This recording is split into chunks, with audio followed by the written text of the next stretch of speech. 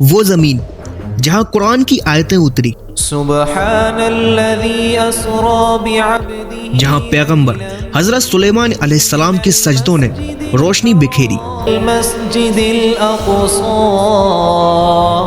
اور جہاں پر رسول اللہ صلی اللہ علیہ وآلہ وسلم نے آسمانوں کا سفر کیا، مسجد الاقصی اسلام کا تیسرا سب سے پاک مقام، جس کے لیے اب تک جنگیں جاری ہیں۔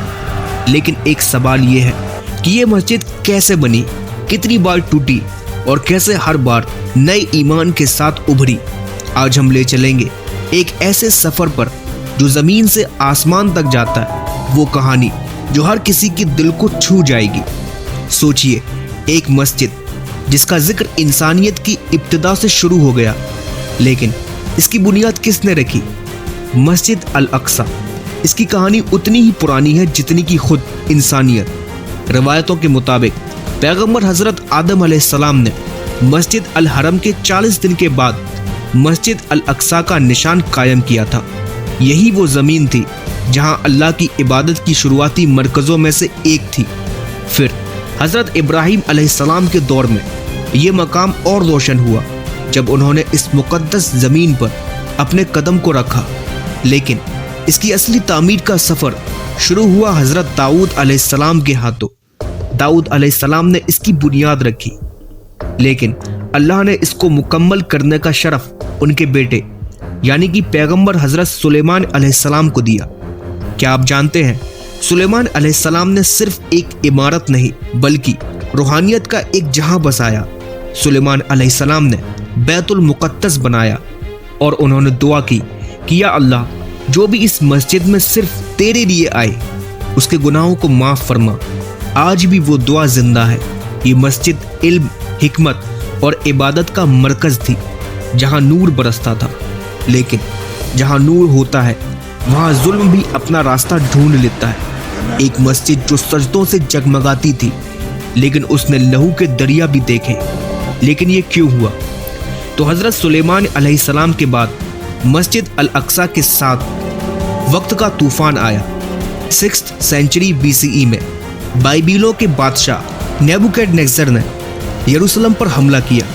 بیت المقدس کی ہر اینٹ کو توڑ دیا گیا اور یہودیوں کو قید کر کے بائبل لے جایا گیا۔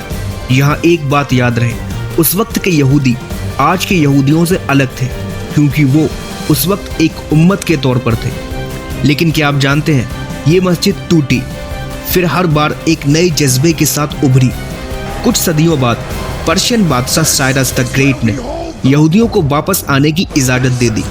انہوں نے دوبارہ تعمیر کی، لیکن وہ پہلی والی نورانیت، عظمت واپس نہ آئی۔ پھر آئے رومنز۔ 1 سینچری BCE میں رومن لیڈر پومپے نے مسجد کی حرمت کو پامال کیا، لوٹ مار کی، اور آخرکار 70 CE میں رومن جنرل ٹائٹس نے بیت المقدس کو جلا کر راکھ کر دیا۔ مسجد الاقصی کا نشان تک مٹانے کی کوشش کی گئی، لیکن پھر بھی یہ کہانی یہیں ختم نہیں ہوتی۔ جب اسلام کا نور چمکا، مسجد الاقصی ایک نئی روشنی پانے لگی۔ وہ وقت تھا آخری نبی محمد صلی اللہ علیہ وآلہ وسلم کا۔ سوچئے، ایک جگہ جہاں رسول اللہ صلی اللہ علیہ وآلہ وسلم نے ساری دنیا کے نبیوں کی امامت کی۔ یہ مقام کیا تھا؟ جب نبی صلی اللہ علیہ وآلہ وسلم کا زمانہ آیا، مسجد الاقصی کی روحانی حرمت زندہ تھی، بھلے ہی اس وقت وہاں کوئی بڑی عمارت نہ تھی۔ قرآن میں اللہ نے اس کو مسجد الاقصی کہا۔ یہ وہی جگہ تھی جہاں سے رسول اللہ صلی اللہ علیہ وآلہ وسلم نے اسراء والمعراج کا سفر کیا، مکہ سے الاقصی تک، پھر وہاں سے آسمانوں کے پار، جہاں انہوں نے اللہ سے ملاقات کی اور نماز کا تحفہ لائے۔ کیا آپ جانتے ہیں، الاقصی اسلام کا پہلا قبلہ تھی۔ اسلام کے آغاز میں مسلمان مسجد الاقصی کی طرف رخ کر کے نماز پڑھتے تھے۔ مکہ اور مدینہ میں 16 سے 17 ماہ تک یہ قبلہ اول رہا، پھر قبلہ کو مسجد الحرم یعنی مکہ کی طرف موڑ دیا گیا۔ لیکن الاقصی کا مقام کم نہ ہوا۔ حدیث میں رسول اللہ صلی اللہ علیہ وآلہ وسلم نے یہ فرمایا، سفر 3 مسجد کے لیے کرو، مسجد الحرم، مسجد النبوی اور مسجد الاقصی۔ سوچئے، مسجد الاقصی وہ جگہ ہے جہاں رسول اللہ صلی اللہ علیہ وآلہ وسلم نے ابراہیم، موسیٰ اور عیسیٰ علیہ السلام جیسے نبیوں کی امامت فرمائی۔ یہ ایک ایسا مقام ہے جو اسلام اور پہلے کے دینوں کا مرکز ہے، ایک زمین جو زمین سے آسمان تک کا راستہ کھولتی ہے۔ لیکن رسول اللہ صلی اللہ علیہ وآلہ وسلم کے بعد مسجد الاقصیٰ کا کیا ہوا؟